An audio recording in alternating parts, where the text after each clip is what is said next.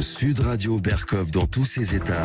Le fait du jour. Ce qui se passe en ce moment, écoutez, au niveau d'un certain nombre de laboratoires pharmaceutiques, vraiment pose question. Et d'ailleurs, auditeurs de Sud Radio, merci d'être avec nous, très nombreux. Vous nous appelez, je sais, on n'a malheureusement pas la possibilité en 1h30 de vous donner tous la parole, et on ne peut pas donner à tous la parole, mais merci d'être là. D'ailleurs, pas seulement en France, mais partout en Europe et dans le monde. En tout cas, 0826 300 300, après ce que vous allez écouter sur ce qui s'est passé à Bruxelles, n'hésitez pas, appelez-nous. Alors, qu'est-ce qui s'est passé à Bruxelles? Eh bien, écoutez cet échange entre le député néerlandais Rob Roos lors de l'audition au Parlement européen ce 10 octobre. C'était le 10 octobre. On va vous donner en anglais et je vous traduirai après. Donc, je voudrais simplement dire qu'il posait une question à Madame Small, Janine Small, présidente des marchés internationaux développés de chez Pfizer. Donc, une cadre très supérieure de chez Pfizer. Comme le PDG de Pfizer n'avait pas pu ou voulu venir au Parlement européen, aux grandes dames des députés, eh bien, il y avait Madame Janine Small. Alors, Monsieur Rob Roos pose une question, Madame Janine Small répond. Écoutez. I will speak in English so there are no misunderstandings.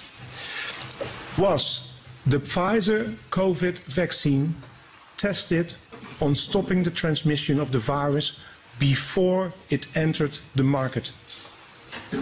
If not, please say it clearly. If yes, are you willing to share the data with this committee? And I really want a straight answer, yes or no, and I'm looking forward to it. Thank you very much. Regarding the question around, did we know about stopping immunisation before it's entered the market? No. We had to really move at the speed of science to really understand what is taking place in the market. Alors, auditeurs de Sud Radio, écoutez bien, je traduis. Donc, le député néerlandais Rob Roos demande à Madame Janine Small, et très très clairement, c'est pour ça qu'il l'a dit en anglais, pour que tout le monde, en tout cas au Parlement, comprenne, est-ce que le vaccin Covid de Pfizer a été testé pour empêcher la transmission du virus avant son arrivée sur le marché, avant sa mise sur le marché, son AMM. Voilà. Est-ce qu'il a été testé ? Si ce n'est pas le cas, veuillez le dire clairement, dit le député, je veux une réponse directe, oui ou non, et je suis impatient de l'avoir. Et que répond Madame Janine Small, qui venait à la place donc de Monsieur Bourla, PDG de Pfizer. Donc Madame Janine Small, cadre supérieur de chez Pfizer, elle dit ceci. Savions-nous ce qu'il en était de l'immunisation bloquante avant l'entrée du vaccin Pfizer sur le marché? Non. Vous savez, nous devions vraiment avancer à la vitesse de la science pour vraiment comprendre ce qui se passe sur le marché. Hallucinant. Non, mais ça restera dans les annales. Hein. Non, on n'a pas été testé pour savoir si ça empêchait la transmission. Je rappelle que le QR code, que le pass, que le confinement, que ceci a été dû au fait que, attention, on ne savait pas. Voilà. Et il dit, voilà, la vitesse de la science pour comprendre ce qui se passe sur le marché. Virginie Geron, bonjour. Bonjour et merci. Virginie Geron, vous êtes députée au Parlement européen, vous êtes coordonnatrice et membre de la commission marché intérieur et commission juriste sur le Covid notamment. Alors, cet échange, on parlera ensuite des SMS de Bourla, de Von Leyden, etc. Mais cet échange apparaît, je ne sais pas, alors je suis novice en la matière, assez hallucinant quand même. Oui, effectivement, mais même toute la réunion a été hallucinante.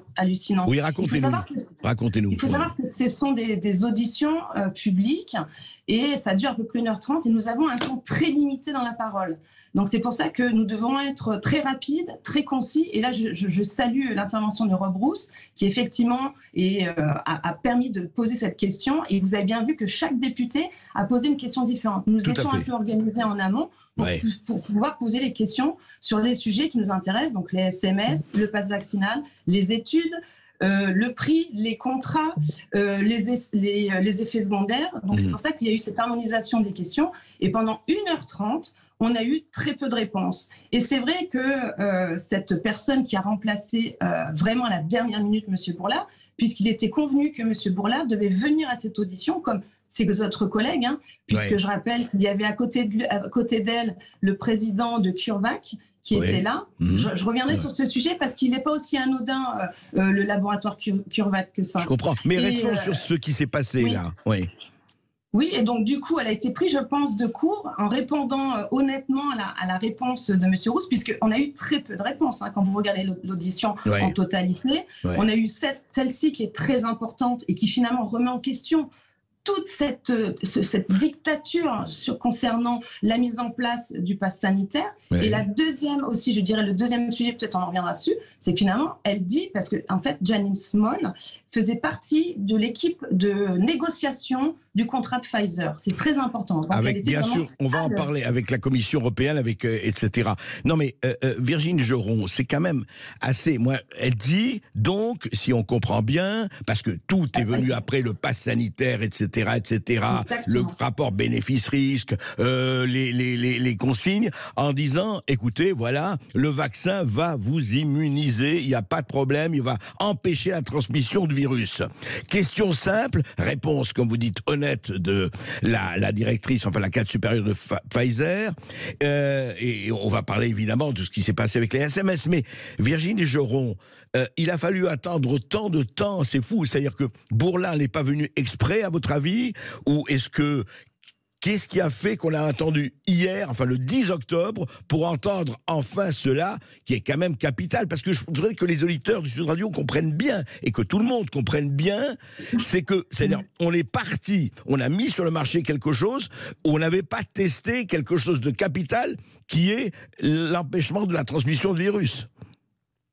Ben, en fait, c'est comment dire, un aveu pour dire que ce n'est pas finalement la protection des gens qui a intéressé Pfizer finalement. C'est plutôt, je dirais, la vente de ces lots de vaccins, puisqu'elle avoue que si ça n'a pas été testé, donc on ne peut pas de l'autre côté dire à tout le monde, vaccinez-vous puisqu'on sait que ça vous protège. Absolument. Donc cet aveu, il est important et sur le fond scandaleux, parce que je vous rappelle qu'aujourd'hui, des gens sont encore suspendus en France parce qu'on considère qu'ils mettent en danger les autres. Et là, c'est vrai que c'est très important, c'est un scandale. Et je vois que Rob Rousse, qui est un collègue, a pris beaucoup de lumière ces derniers jours. Et c'est normal, parce qu'il a posé une question essentielle, puisque pendant 2 ans, on nous a dit que ça nous protégeait, que ça empêchait finalement la diffusion du virus. Et elle nous dit qu'ils n'ont même pas testé quelque chose qui était normalement la base de la campagne vaccinale.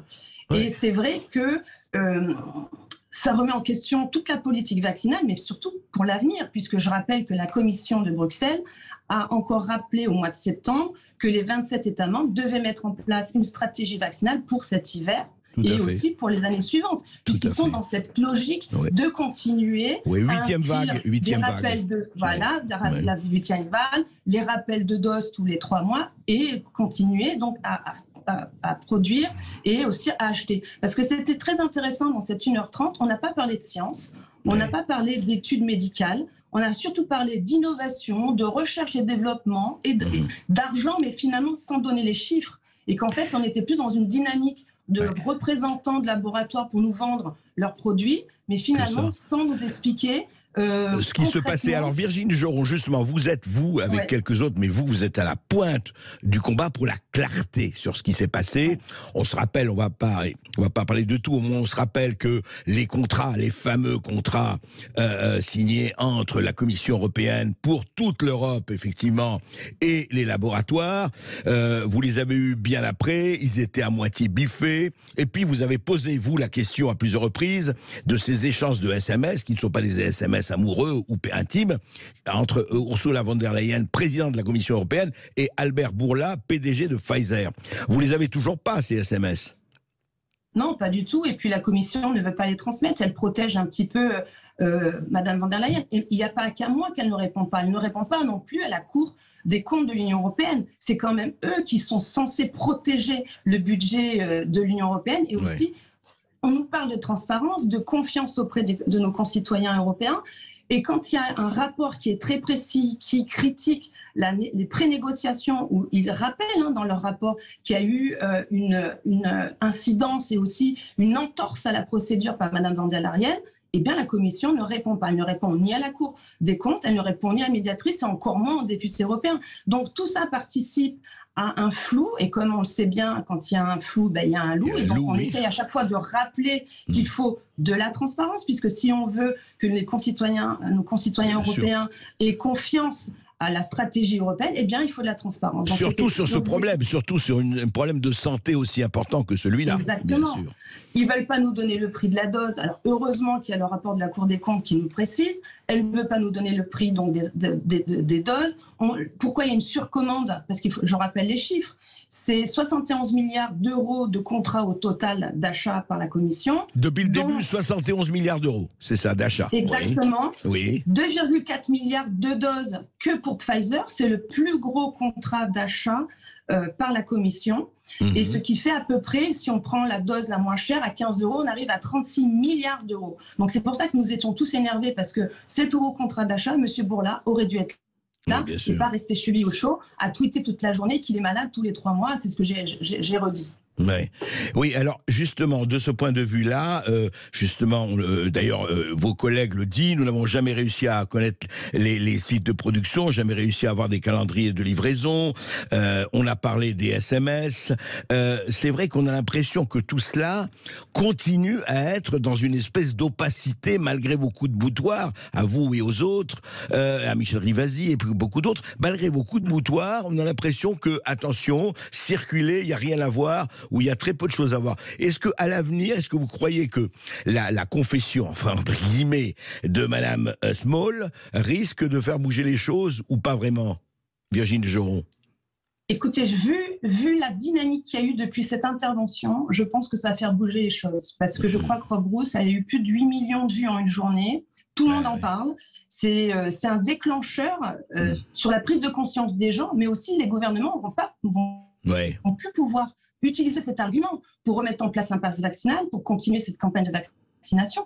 Je pense que ça a déstabilisé, toutes nos questions déstabilisent ceux qui étaient présents. Donc c'était que ça soit, donc ils étaient plusieurs cadres de Pfizer, mais aussi le laboratoire CureVac, mais aussi les membres de la commission, puisqu'elles étaient gênées, et puisque même au final, dans plusieurs interventions de mes collègues, ils ont dit on va répondre par des questions écrites. Oui. Et au fond, ce qui va se passer, donc si j'ai bien compris, c'est que là, vous allez continuer effectivement à poser les questions, et vous attendez toujours d'Albert Bourla qu'il vienne devant le Parlement européen ? Alors nous, effectivement, en fin de cette commission, ma collègue a rappelé que cette commission qui aurait dû effectivement avoir M. Bourla, puisque c'est le premier en chef, et même elle l'a rappelé en tout début de réunion, que c'était lui qui aurait dû être présent. Donc on a redemandé, mais comme c'est une commission qui n'est pas une commission d'enquête, mais qui est une commission ad hoc, on n'a pas ce pouvoir. En revanche, on peut faire d'autres choses en continuant en alertant. Moi, je travaille avec un cabinet d'avocats pour voir si on ne peut pas faire un signalement auprès du parquet européen, puisqu'on a un rapport qui est très précis de 30 pages qui relate des